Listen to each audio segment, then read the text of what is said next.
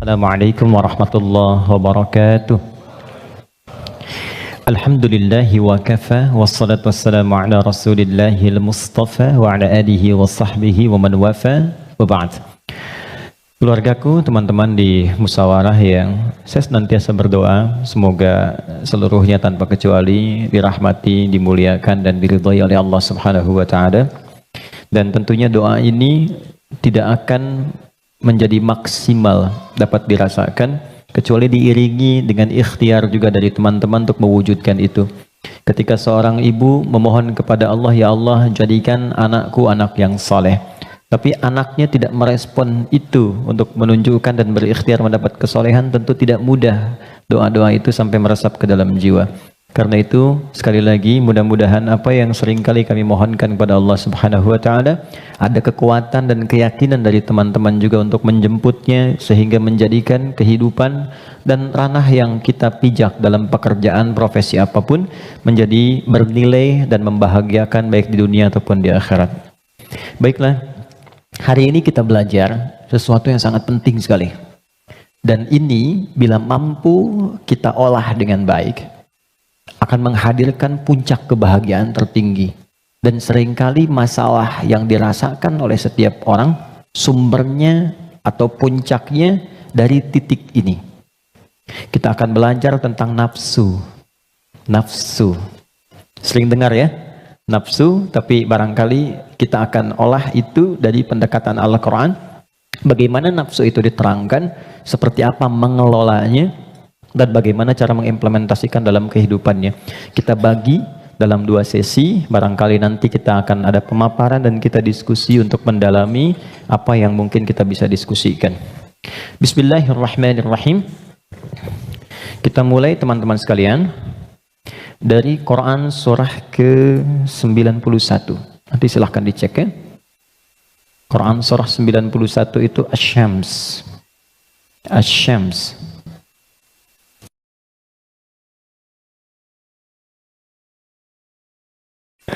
Ayat 7 sampai 10. Oke, pelan-pelan. Wa nafsin wa ma sawwaha fa'alhamaha fujuraha wa taqwaha. Ini butuh fokus agak dalam karena memang pembahasannya cukup detil, tapi saya berusaha menyederhanakan yang mampu bisa kita pahami. Wa nafsi wa ma sawwaha, dan demi nafas. Nafas diterjemahkan dengan jiwa. Wa ma sawwaha, yang telah dengan keagunganku aku sempurnakan penciptaan dan fungsinya. Fa'alhamaha fujuraha wa taqwaha, maka demi menyempurnakan fungsi nafas ini ditanamkanlah 2 potensi, dan ini akan mengendalikan semua perilaku kita dari ujung kepala sampai ujung kaki. Kuncinya ada di sini. Apakah pandangan ini akan baik atau mengarah kepada yang kurang elok? Perintahnya ada di sini. Baik, demikian seterusnya. Fa'alhamaha fujuraha, ini fujur, wa taqwaha, ini taqwa. Qad aflaha man zakkaha, setiap orang yang mampu menjadikan kendali hidupnya bersumber dari potensi takwanya, maka seluruh perilaku hidupnya dari ujung kepala sampai ujung kaki akan mengantarkan ia pada kesuksesan dan kebahagiaan dari semua aspek kegiatan yang ia lakukan dalam hidup. Ini jaminan dari Allah. Jadi apapun yang Anda lakukan, Anda kerjakan, pekerjaan apapun yang sekarang sedang diikhtiarkan, itu akan cenderung terdorong mendekat kepada kebahagiaan dan kesuksesan jika patokan dalam mengendalikan itu semua bermuara dari sini. Wa qad khaba man dassaha, tapi bila yang digunakan sebagai acuannya adalah yang fujur, maka ini akan cenderung mengantarkan pada nestapa kehidupan. Tingkat yang paling rendah, khaba itu tingkat yang paling rendah. Mendapatkan celaan, hinaan, cacian, macam-macam, bahkan sebelum berpulang. Ya, yang tidak paling menyenangkan itu hidupnya dicela, wafat dicaci, pulang ke akhirat disiksa. Dan itu yang tidak paling mengenakan dalam kehidupan. Nah, sekarang dari satu surah ini, dari ayat 7 sampai 10, kita ingin dalami lebih kuat, dan pendalaman ini menuntut kita untuk lebih fokus karena ini kaitan dengan diri kita sendiri. Apa itu nafas? Itu dulu. Nafas itu apa? Jiwa itu apa? Tempatnya di mana? Seperti apa yang kita rasakan pengaruhnya dalam hidup? Kita pindah dulu ke Quran surah 15 Al-Hijr ayat 28 sampai dengan ayat 30. Quran surah 15 ayat 28 sampai 30. Pelan-pelan. Wa idh qala rabbuka lil malaikati inni khaliqum basyara. Dan ingat, kalau ada idh itu maknanya 3. Ingat, pahami, renungkan. Jadi kalau kita membaca Quran dibuka dengan idh, diingatkan kita oleh Allah, ingat ya. Pahami apa yang akan kau baca ini, lalu renungkan itu pada dirimu yang paling dalam. Wa idh qala rabbuka lil malaikati, pahami, ingat, renungkan. Ketika Allah berfirman pada malaikat, inni khaliqun basyara, aku akan mencipta makhluk baru yang bukan malaikat, yang bukan jin.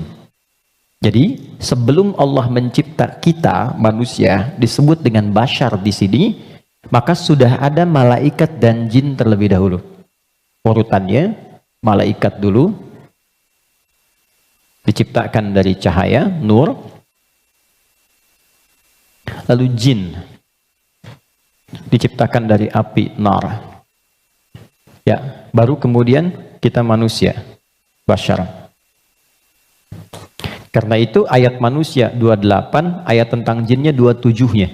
Jadi kalau Anda lihat ayat 27 di Quran surah 15, wal janna khalaqnahu ya min qablu min naris samum.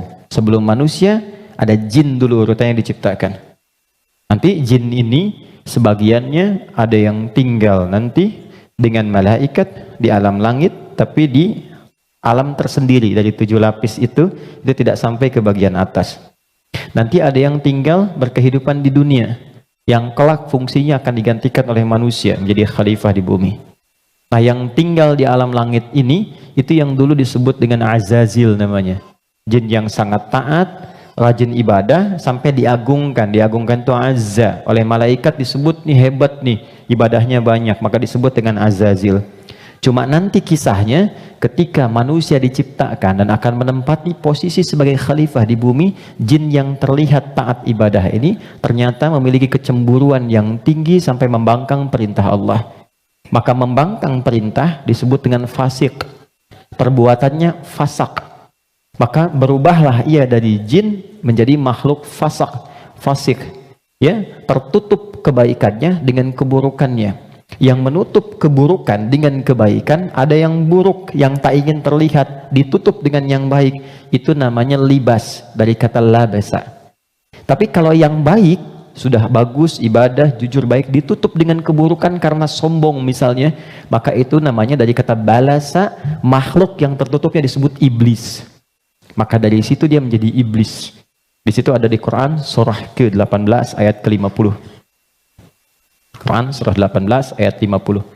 Wa idh qulna lil malaikati isjudu li adama fasajadu illa iblis kana minal jinni fa fasaqa an amri rabbi. Jadi iblis ini asalnya dari kalangan jin yang tadinya taat tapi tertutup oleh kesombongannya untuk memenuhi perintah Allah, dia tolak karena sombong. Ada di mana? Al-Baqarah ayat 34 dengan kalimat yang sama tapi inti yang beda. Wa idh qulna lil malaikati isjudu li adama fasajadu illa iblis aba, dia enggak mau sujud, wastakbar karena sombong. Ya. Nah, Allah memurkai jin ini menjadi iblis bukan karena enggak sujudnya pada Adam, tapi enggak patuhnya sama Allah. Urusan jin sama Adam itu terkait jin dan Adamnya, tapi ketika tidak mematuhi Allah, maka hilang sifat ubudiyahnya. Maka marahnya Allah kepada jin jadi iblis ini bukan karena Adamnya, karena nggak patuhnya pada Allah. Itu ada di Quran surah ke-7 ayat 11 sampai 12. Qala ma mana'aka alla tasjuda id amartuk. Allah katakan, "Hei iblis," dirubah langsung jadi iblis. "Kenapa kamu nggak mau sujud ketika aku perintahkan?" Jadi yang penting itu perintahnya, bukan karena sujudnya. Kita diminta sholat itu, sholat bukan karena sholatnya, bukan karena sujud rukunya, karena Allah yang perintahkan.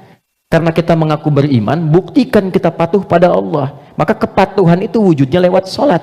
Makanya ketika seseorang yang mengaku beriman tidak sholat, itu sama dengan tidak mematuhi Allah. Itu prinsip dasarnya. Baik, kembalikan ke sini.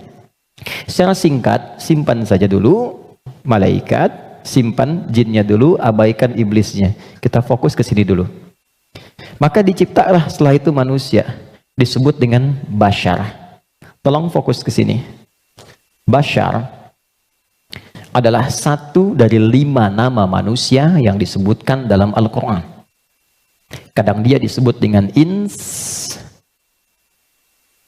dipasangkan dengan jin, dan pasangan ini tersebut 18 kali dalam Al-Quran. Ya ma'syaral jinni wal ins, wa ma khalaqtul jinna wal ins. Kadang dia disebut dengan insan, 65 kali disebut dalam Al-Quran. Bahkan ada surah ke-78, surah Al-Insan, hal ata 'alal insan. Kadang disebut dengan Bani Adam, 7 kali disebut dalam Al-Quran, ya Bani Adam, untuk menunjukkan keturunan. Kadang disebut dengan Nas, An-Nas, 241 kali disebutkan dalam Al-Quran.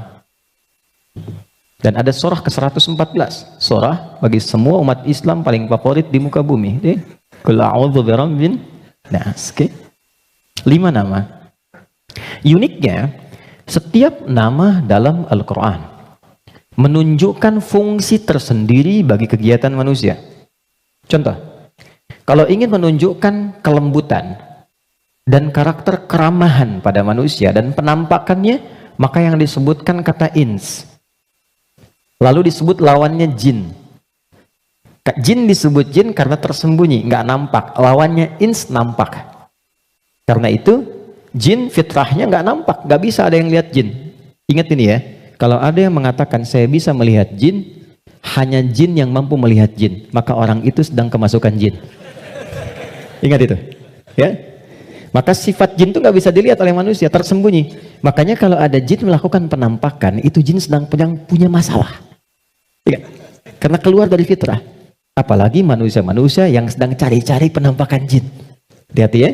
Oke. Sebaliknya, jin tersembunyi, manusia nampak. Fitrahnya tampak, ketemu nampak, salaman, senyum. Jadi kalau ada manusia yang suka sembunyi-sembunyi, suami pulang ke rumah sembunyi-sembunyi. Ada pintu depan, dia naik lewat jendela. Dia buka WA istri, ambil handphone suami, sembunyi-sembunyi. Cek dan sebagainya. Ini menunjukkan bahwa suami itu sedang bukan menjadi jin, sedang ada masalah. Gampangnya begitu. Biasanya papasan enak, sekarang cari jalan lain. Itu pasti sedang punya masalah. Itu fitrah. Ya. Yang kedua, jin kasar. Karena itu disebut jin. Manusia lembut. Karena itu tampilan karakternya selalu lahir sifat kasar. Nggak ada orang misalnya, maaf, kemasukan jin jadi lembut, nggak ada. Mas Duda izin pengen ikut kajian, sedang kemasukan jin, itu mustahil. Biasanya dia meracau. Nah manusia itu karakternya lembut. Makanya saking lembutnya Allah tanamkan kecintaan kepada anak yang baru dilahirkan. Anak siapapun itu. Orang pasti senang. Pengen gendong, pengen cium dan sebagainya. Pertanyaannya, kenapa kok tiba-tiba kata-katanya bisa menjadi kasar? Perilakunya kok jadi keras? Padahal ketika lahir, dia dalam keadaan baik. Maka nanti babnya tersendiri. Ada bab tentang lingkungan, bab tentang orang tua, perhatian dari saudara-saudarinya. Kullu bauludin yuladu 'alal fitrah fa'abawahu. Lingkungan, bisa orang tua, bisa teman, bisa sekolah dan sebagainya. Oke.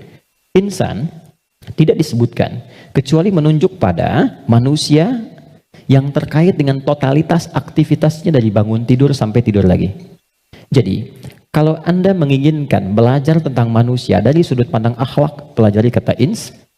Kalau Anda ingin belajar tentang manusia yang menata kurikulum hidupnya, apa yang harus dilakukan saat bangun, bagaimana menata hidup dengan panduan-panduannya, Anda mau jadi apapun silahkan.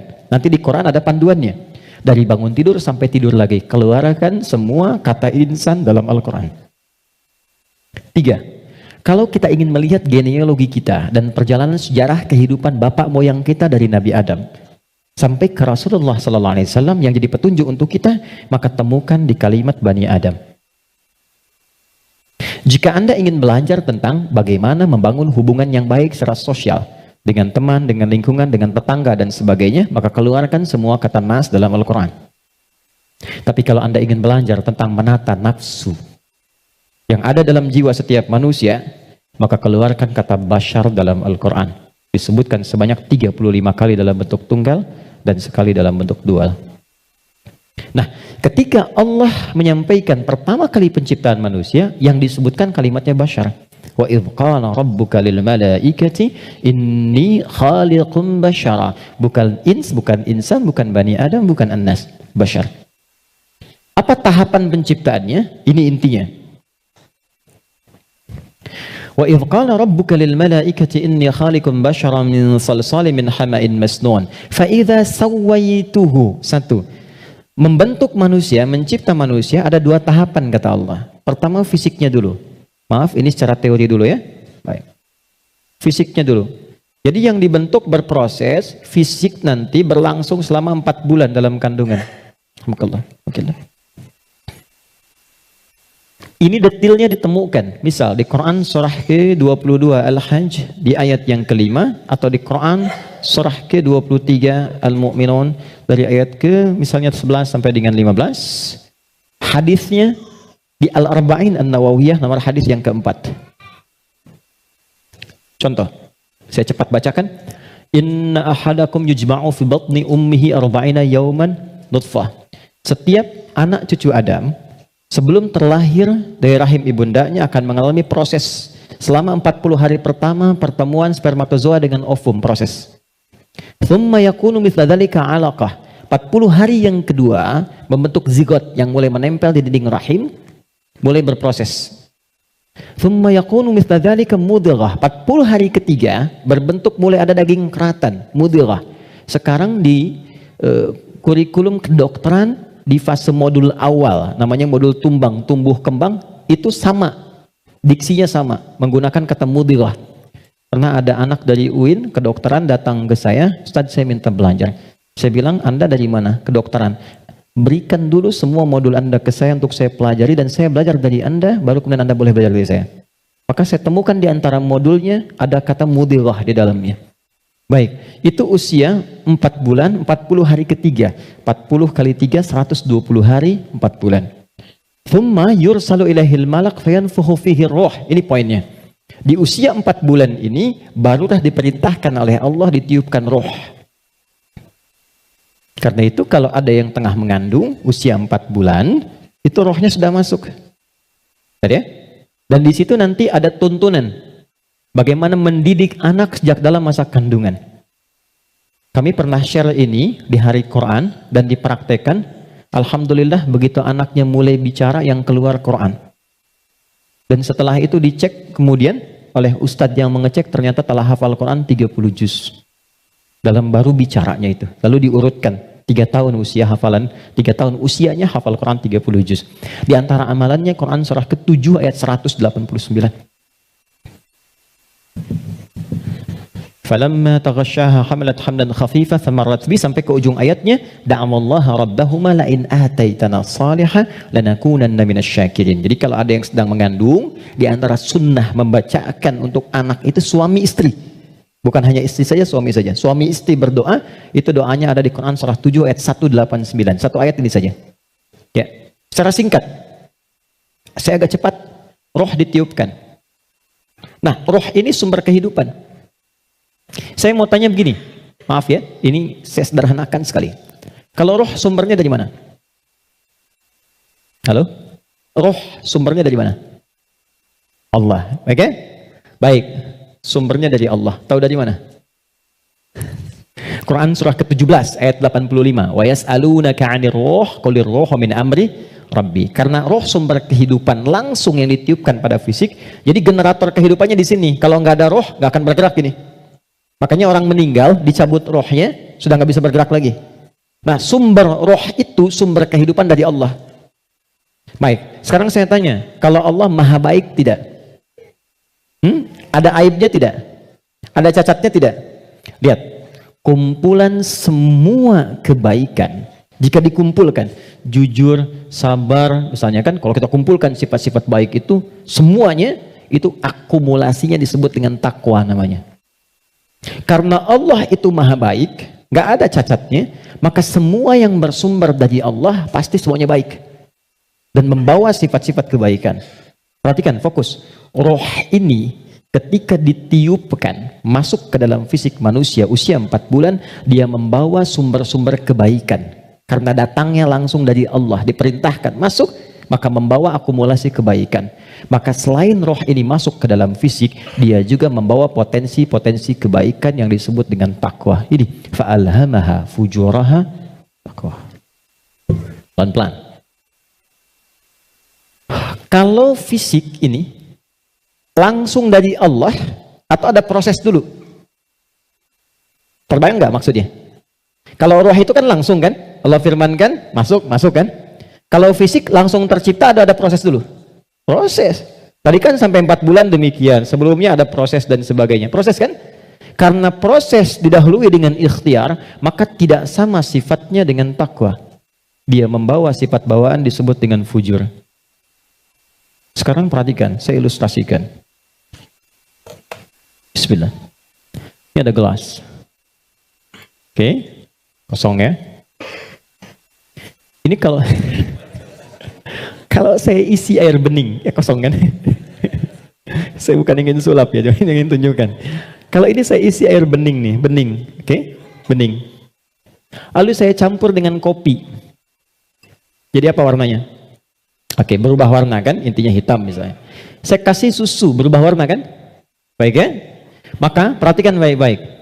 Kalau kita ilustrasikan, ini ada tempat, dimasukkan kemudian air bening. Gambarkan yang bening itu takwa ini. Jelas? Takwa itu tadi sifat yang melekat kepada apa? Roh. Masih ingat? Kemudian dia bercampur dengan ini, sifat bawaan dari fisik. Kenapa saya sebut tidak langsung dari Allah, tapi melalui proses ikhtiar yang Allah tetapkan? Karena maaf sekali. Kenapa namanya disebut fujur? Karena ini berkumpul segala macam bentuk di sini.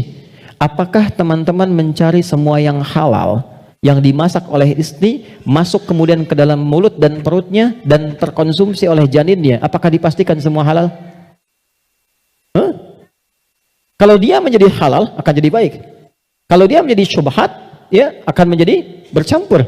Kalau dia dari yang haram akan menjadi kotor. Karena itu yang bersumber di fisik disebut dengan fujur, yang ini pasti baik. Tadi saya katakan, kalau campurannya susu, bening, bagus, nyaman. Tapi kalau campurannya kotor, lumpur dan sebagainya, maka jadi bermasalah. Maka jangan pernah membawa sesuatu yang haram, dibawa ke rumah, apalagi dikonsumsi anggota keluarga. Karena itu pasti akan merusak dan berpengaruh kepada karakter. Karena masuknya ke sini. Itu pasti itu. Pasti. Pernah ada riset begini, ini saya langsung lakukan. Saya baru pulang dari Tripoli, mengajar di satu tempat di Bekasi, kemudian tiba-tiba ada anak yang tidak biasa. Ini menarik ini. Anaknya unik sekali. Tapi ibunya salihah. Rajin, bapaknya salihah. Bapaknya salih, ibunya salihah. Jadi rajin ke majelis ilmu dan anaknya unik. Nah, qadar Allah, alhamdulillah, bertahan dengan kami itu sampai selesai belajar. Ibunya tiba-tiba datang, alhamdulillah Ustaz katanya. Anak saya bisa bertahan. Emang kenapa Bu? Tidak pernah dia bisa bertahan di satu tempat, baik di pengajian apalagi di sekolah, kecuali setelah 5 menit gurunya akan datang mengantarkan ia kepada saya, mohon dibawa pulang karena kami tak sanggup mengajarinya lagi. Nah, tanpa saya tanya, ibunya cerita, Ustadz izin konsultasi, sebetulnya ini saya adopsi. Karena dulu kami mencoba menyelamatkan, saya bekerja sama dengan kawan saya yang public figure juga perempuan, menyelamatkan 2 anak kembar dari perilaku orang tua yang ayahnya pencuri, ibunya suka mabuk. Jadi begitu sedang mengandung, ibunya masih minum minuman yang diharamkan itu. Maka itu berpengaruh kepada janinnya, lahir ia. Nah, mengeluarkan itu nggak mudah tuh, karena sudah menjadi daging. Maka harus disupport lagi dengan yang halal, ditanamkan lagi yang baik-baik supaya keluar itu. Nanti ada tahap yang ringan, tahap yang menengah, tahap yang paling susah. Tapi itu semua ada caranya untuk mengembalikan. Yang ingin saya gambarkan adalah, hati-hati, kita ilmiah sekali hari ini. Ini bawaan dari gabungan fisik sifatnya fujur, yang ini roh membawa sifat takwa. Karena takwa yang bening bercampur dengan fujur, maka merubah keadaan roh. Yang tadinya murni seperti biasa, karena roh membawa sifat takwa, nyampur jadi ini, bercampur dengan fujur. Maka merubah nama roh kemudian menjadi nafas. Pelan-pelan, pelan-pelan. Kalau roh saja yang dibawa sifat takwa, udah pasti baik tuh. Tapi karena dia bercampur dengan ini, yang bahannya banyak tuh, ya, dan sifat fujur, maka berubah nanti dari sifat yang takwa ini bercampur dengan fujur, merubah nama roh saat masuk ke dalam tubuh, berubah menjadi nafas. Dari sini diserap ke dalam bahasa Indonesia menjadi nafas. Ya, maka dikatakan seseorang bisa bernafas ketika rohnya masuk. Tapi dalam keterangan Al-Quran bukan cuma bisa nafas, di situ akan tergabung takwa, potensi yang dibawa oleh roh sebagai sumber kebaikan. Di sini ada fujur, potensi yang dibawa oleh fisik, ya, yang kadang-kadang menjadi lawan daripada sifat kebaikan. Pelan. Sampai di sini bisa dipahami? Artinya apa? Artinya, maaf, di dalam diri kita ini, siapapun manusianya, pasti ada potensi kebaikan. Ini sifat dasar manusia itu baik. Itu sifat dasarnya. Nggak ada yang nggak baik. Makanya, maaf, sepencuri-pencurinya pencuri, sebetulnya hatinya menolak. Ketika akan mencuri, pasti hatinya menolak itu. Itu salah. Karena itu pencuri nggak mau dicuri. Coba kalau 3 orang mencuri, yang satu misalnya menyembunyikan hasil curiannya, maka bosnya akan berkata, maling kamu. Padahal mereka baru maling gitu kan? Ya? Oke, pelan-pelan ya.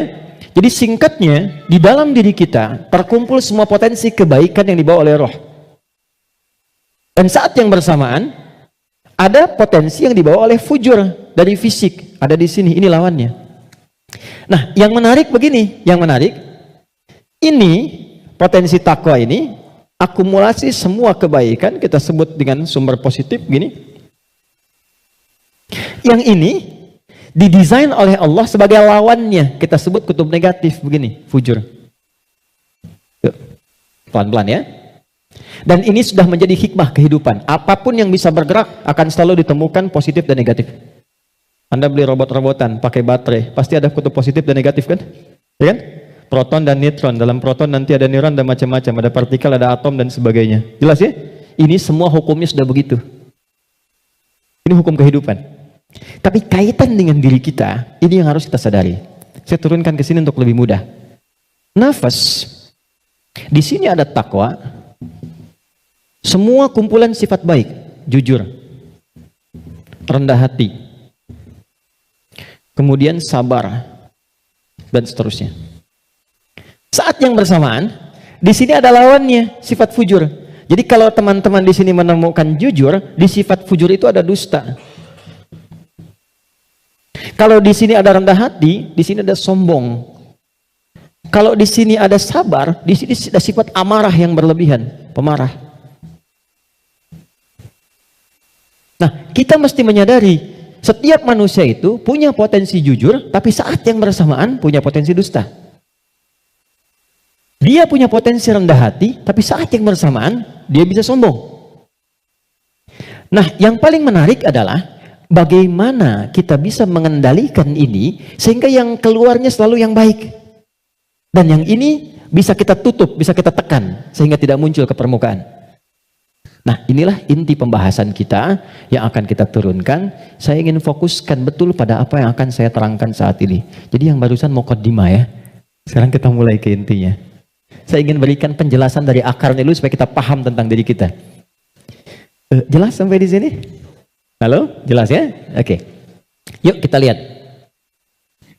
Kembali ke Quran surah Asy-Syams ayat 7 sampai 10.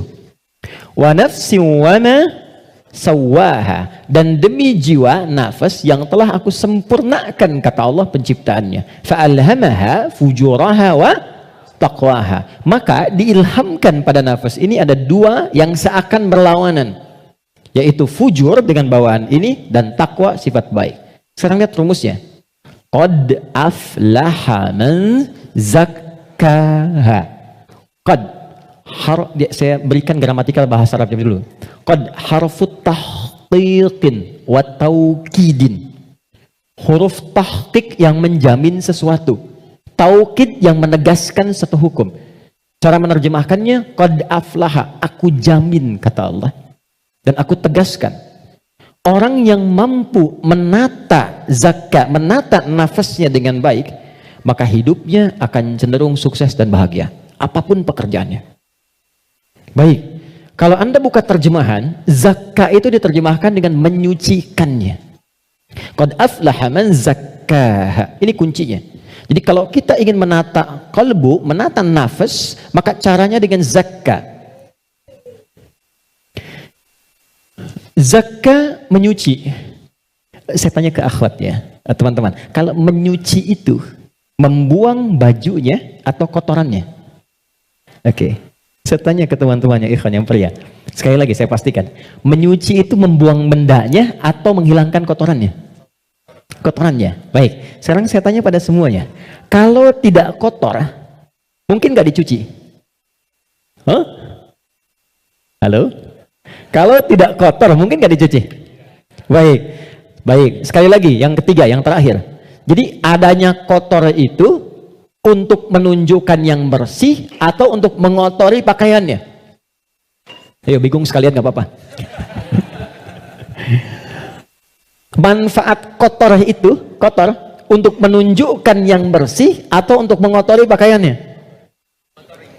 Bukan, yang mengotori itu andanya, gitu kan? Kotor itu diciptakan untuk mendapatkan bersihnya. Sebab kalau nggak ada kotor, nggak akan ketahuan bersihnya. Anda nggak mungkin nyuci kalau nggak ada kotoran, nggak ada kerjaan. Tapi supaya ketahuan itu bersih, ditampakkan yang kotornya. Kan harus ada pembanding. Dari mana taunya orang itu baik? Kalau ada yang buruknya, bisa dibandingkan. Tahu dari mana dia jujur? Kalau ada bohongnya. Tahu dari mana bersih? Kalau ada kotornya. Maksud saya, kotoran itu diciptakan bukan ingin mengotori pakaiannya, tapi ingin menghasilkan kebersihan di balik kotoran itu. Karena itu menyuci, itu membersihkan kotoran, bukan membuang bendanya. Tarik logika itu ke sini. Qad aflaha man zakkaha. Allah menciptakan sifat fujur, bukan ingin menjadikan manusia itu terjebak dalam keburukan. Jadi jangan bertanya begini, kenapa Allah ciptakan sifat dusta? Kan saya nggak akan berdusta kalau begitu. Kenapa Allah ciptakan sifat sombong? Kan saya nggak akan sombong kalau begitu. Bukan, kata Allah, pada asalnya diciptakannya fujur dengan semua sifat ini adalah untuk menjadi katalis dalam bahasa kimia itu. Supaya dia bisa menstimulus supaya baiknya keluar. Sebab kalau nggak ada ini nggak akan muncul. Contoh, bisa nggak ada sabar kalau nggak ada marah? Antum pulang ke rumah, ketemu istri. Tiba-tiba nyampe rumah, istri bilang, "Pak, sabar ya Pak, sabar," gitu. Padahal nggak ada hujan, nggak ada angin, nggak ada apa-apa. Kira-kira respon antum gimana? Sayang, kamu sehat? Kan? Nggak mungkin kan? Ada amarah, pim. Mau marah nih, sabar aja, sabar, nggak usah dibalas. Nah, kapan ada sabar kalau ada pemicunya? Kapan ditemukan jujur? Ketika ada dusta. Jadi dusta itu diciptakan bukan ingin menjadikan Anda sebagai pendusta, tapi sebagai katalis supaya jujurnya muncul. Sabar diciptakan dan marah diciptakan untuk supaya yang baiknya muncul. Sebab kalau nggak ada marah, sabarnya nggak akan naik. Paham nggak sampai di sini? Nah, cara kita mengolah dibalik. Kata Quran, qad aflaha man zakkaha. Kalau satu waktu terjadi muncul dorongan yang mendorong dari sini, fujur ke nafas. Cara kerjanya begini, supaya lebih paham. Gak apa-apa, saya menghapus saja. Bismillah. Jam 3 saya dari Bandung, ya Allah. Aku sudah hari Kamis. Saya nerangkan sendiri, ya apa? Kehormatan bagi saya Presiden Musyawarah. Enggak usah ini aja, supaya nggak ada beban. Jazakallah. Gak apa, ini aja. Baik. Kasih banyak, jazakallah khair. Semoga dapat tambahan rahmat. Amin. Cukup? Ya, dipegang aja nanti kalau ada keperluan lagi. Gini teman-teman, saya mulai dari sini dulu. Ini agak mahal, tapi butuh fokus. Ini nafas. Nafas itu inti jiwa nih di sini. Kelihatan ya? Intinya di sini. Di dalam inti ini ada lagi turunan tadi. Saya kebawahkan dulu, ini takwa, semua sifat baik. Yang ini fujur. Ini lawannya. Nafas itu adanya di dalam kolbu. Kolbu begini. Yang sering terjemahkan dengan hati. Adanya di sini, kolbu. Kolbu adanya di sodrun. Nih, ini. Masih ingat teman-teman kalau sholat kan, Allahu Akbar, tangannya di sini kan? Ini posisi tangan ini sodrun. Di dalam sodrun ada kolbu. Nih, ini ada sodrun. Semua apa yang kita lakukan, sumbernya dari sini. Misal, kita mau bicara nih, kalau yang keluar baik, itu ini yang perintahkan dari sini. Ke sini, ke kolbu, sodrun keluar, ditembuskan langsung ke akal, kita keluarkan sepersekian detik. Kalau yang keluar yang buruk, sumbernya dari sini. Jelas? Nah, saya ingin katakan dulu sebentar. Setan sudah meminta kepada Allah, sejak Adam diturunkan, supaya diberi kewenangan untuk menggoda yang ini. Itu nanti ada di surah An-Nisa di ayat yang ke-118. Dari ayat 116 sampai 118. La'anahullah wa qala la'attakhidanna min ibadika nasiban mafruḍa. Ketika dia dilaknat oleh Allah, dia berkata, ya Allah, izinkan aku menggoda satu bagian dari manusia. Maksudnya yang ini. Di sini sumber keburukan nih. Dalam bahasa Arab, buruk itu disebut dengan su namanya. Su, gini. Pelan-pelan. Nah, setan menggoda, memprovokasi dengan halus. Memprovokasi dengan halus itu bahasa Arabnya waswas. Waswasa yuwaswisu. Halus sekali.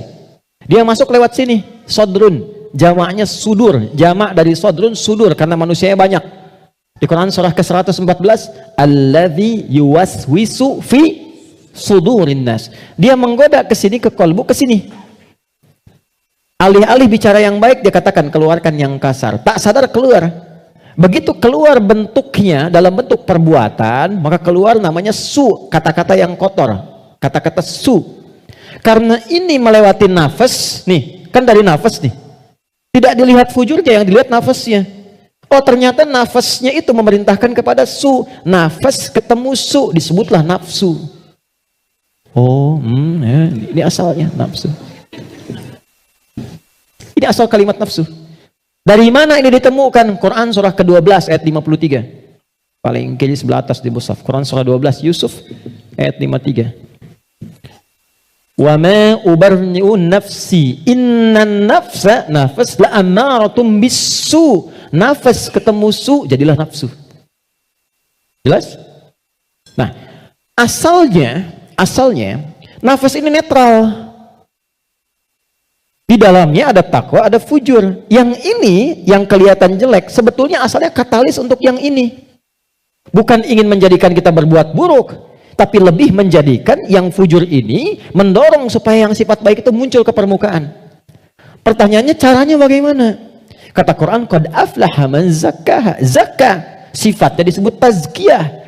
Cara paling gampang memahaminya adalah ketika muncul dorongan yang kurang bagus, cari cepat lawannya yang baik, yang ini. Karena ini diciptakan untuk memunculkan yang takwa. Jadi ketika Anda menemukan ada yang dusta, bukan mengajak Anda berdusta, tapi supaya Anda memunculkan kejujuran dalam diri Anda. Ketika ada seseorang misalnya datang dengan kesombongan, maka itu adalah pelajaran bagi kita supaya jangan ikut sombong. Yang dimunculkan sifat rendah hatinya. Dicari lawan terbaliknya. Itu poinnya. Prakteknya bagaimana? Contoh.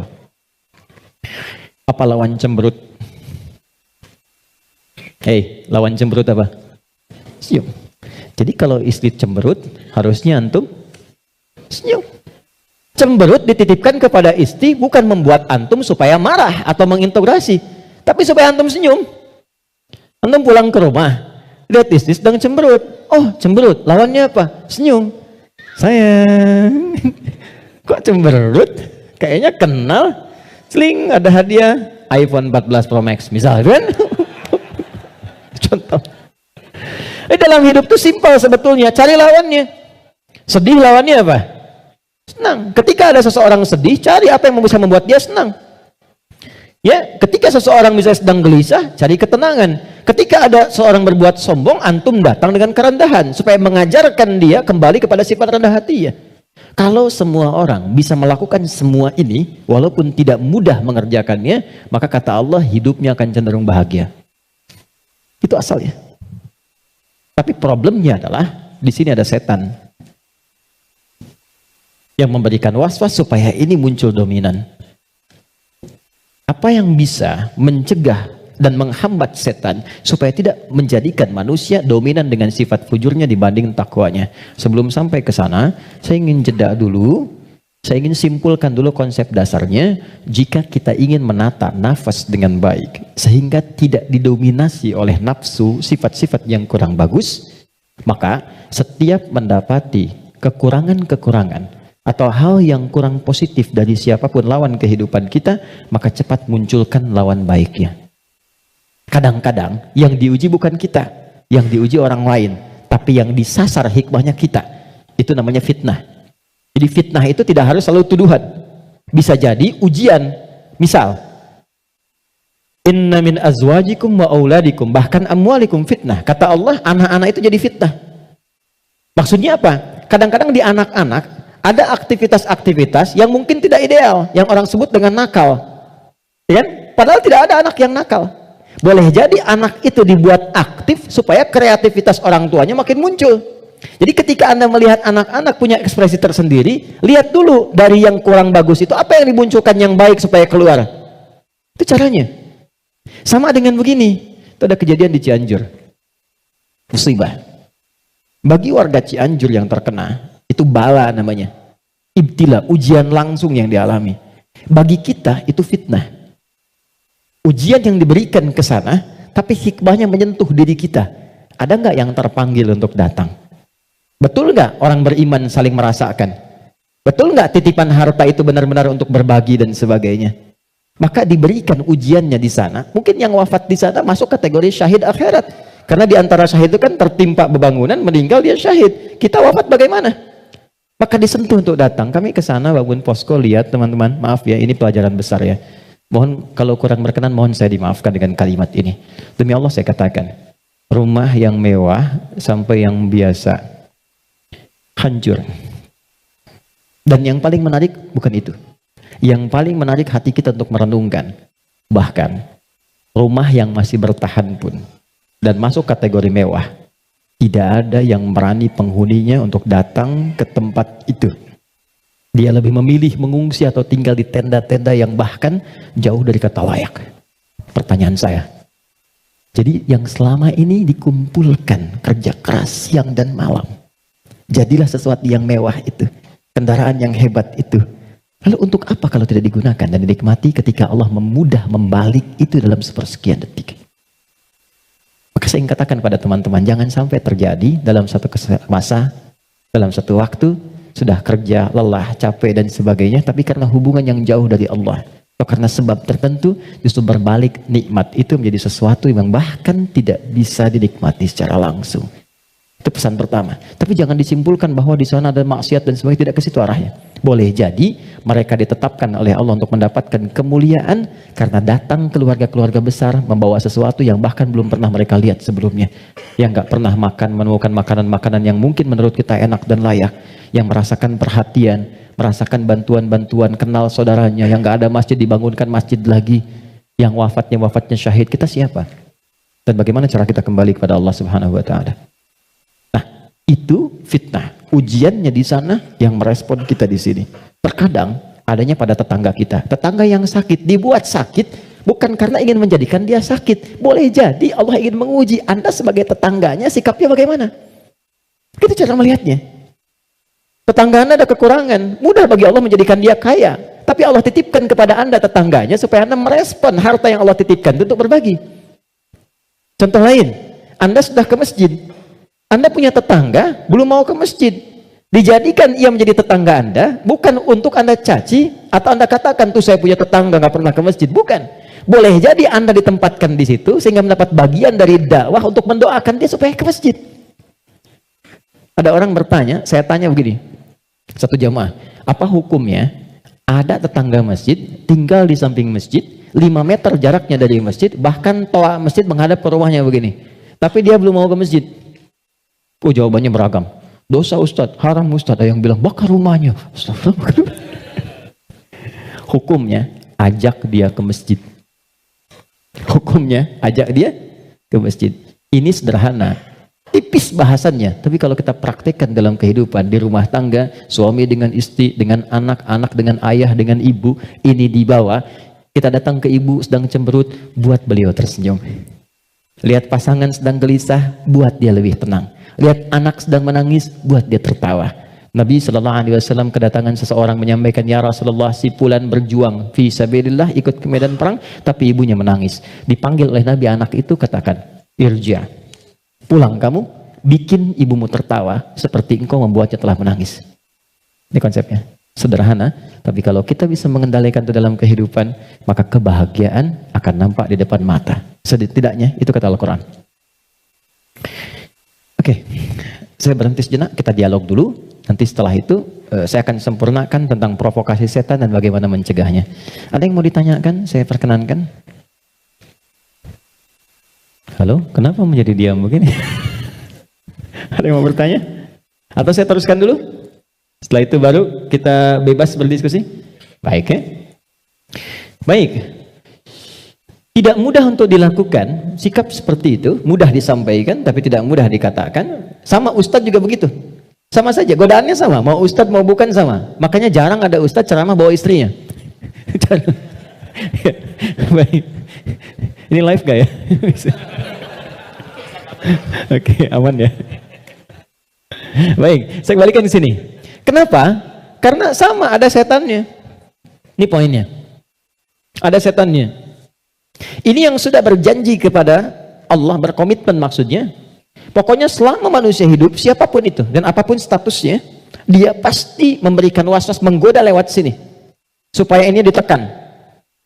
Ya, supaya takwanya ditekan, yang naik yang ini, yang buruk-buruknya. Maka bagaimana cara mencegah godaan-godaan setan itu sehingga kita manusia tidak terbawa dalam nuansa provokasi setan, sehingga bertransformasi dari pribadi yang lembut ini berubah menjadi pribadi yang kasar, yang kotor tindakannya dan sebagainya. Maka yang pertama kata Al-Quran, teruskan ayatnya, waqad khaba man dassaha. Ingat ya, kalau sifat fujur itu diperturutkan, diikuti, dusta diikuti, sombong diikuti, jadi perilaku jadi sombong, belum apa-apa sudah mulai pamer, sudah macam-macam dan sebagainya. Perhatikan, khab, pikirkan dulu kata Allah kalau mau sombong, pikirkan kalau ingin dusta, pikirkan kalau ingin berbuat hal-hal yang buruk. Khab, muaranya, ujungnya pasti kehinaan. Ini. Jadi sebelum berbuat sesuatu yang menyimpang, kalau Anda ingin berkata kotor, pikirkan dulu. Karena ketika itu keluar, Anda akan terhina, kata Allah. Anda akan terhina. Kalau bukan ada yang di hadapan, orang lain yang akan tergerak untuk menghinakan itu. Karena itu tidak sedikit orang yang mengeluarkan kata-kata kotor dalam kehidupan, terekspos kemudian, bukankah dirinya menjadi rendah? Mau sombong, bagi dirinya mungkin hanya ingin menampilkan kerja keras saja. Tapi ketika ditampilkan dalam bentuk sombong, diikuti provokasi ini, maka apa yang terjadi? Khab. Kata Allah, ujung-ujungnya pasti ini, terhina hidupnya. Entah itu mendapatkan celaan, entah itu mendapatkan cacian. Jadi semua bentuk keburukan yang dialami oleh manusia itu kembali kepada perilakunya. Dan pada akhirnya adalah mengikuti bisikan-bisikan yang disampaikan oleh setan. Jadi yang pertama kali, kalau terfikir sesuatu yang buruk, langsung kata Allah pikirkan. Maaf ya, hei jangan kerjakan. Kalau tidak, kamu akan terhina di ujung. Maaf sekali lagi, maaf.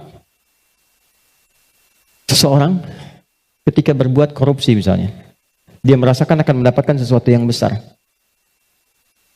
Tapi Quran menasihati jangan lakukan, karena kamu akan terhina. Betapa itu terbukti ketika dia diketahui, entah itu KPK, kejaksaan atau polisi, menangkap dan seterusnya. Perhatikan, apa hukuman yang didapatkan dalam kehidupan sosialnya? Cacian, makian, celaan. Dan yang paling dahsyat, bukan hanya orang yang melakukan, sampai anaknya dapat bagiannya. Padahal tidak pernah mengerjakannya. Keluarganya mendapatkan bagiannya, padahal tidak pernah melakukannya. Karena itu, masuk kepada yang kedua. Nahnu narzuqukum wa iyyahum, atau nahnu narzuquhum wa iyyakum. Ada dua ayat.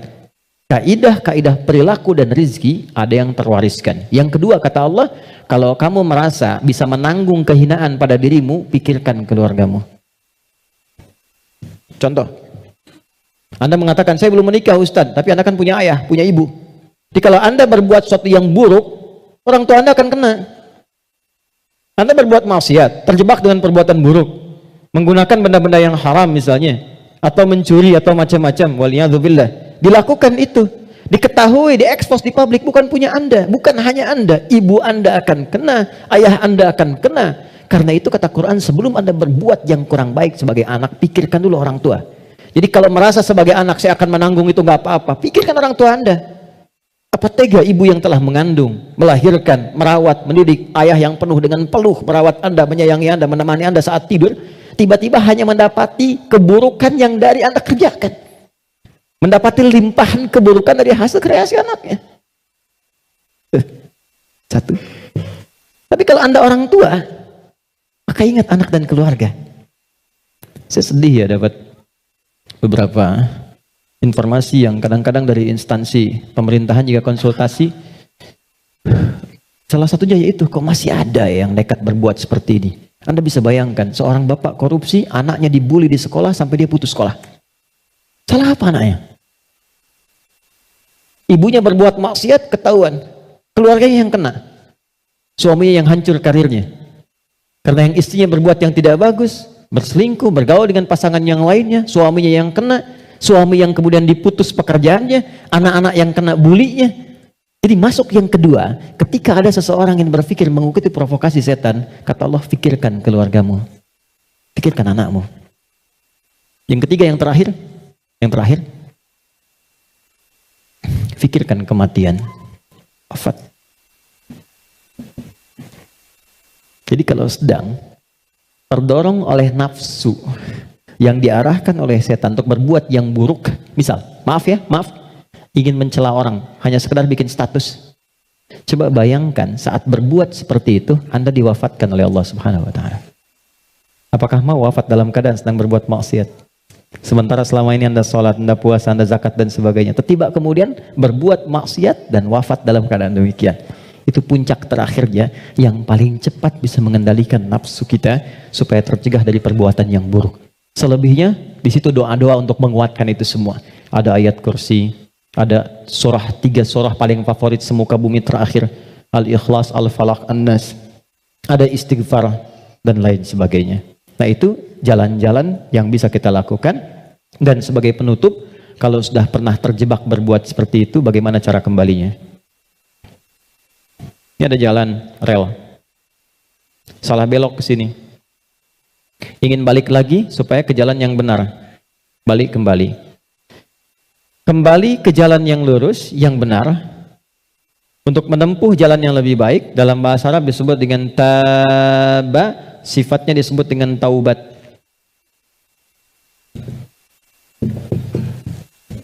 Maka muncullah ayat taubat.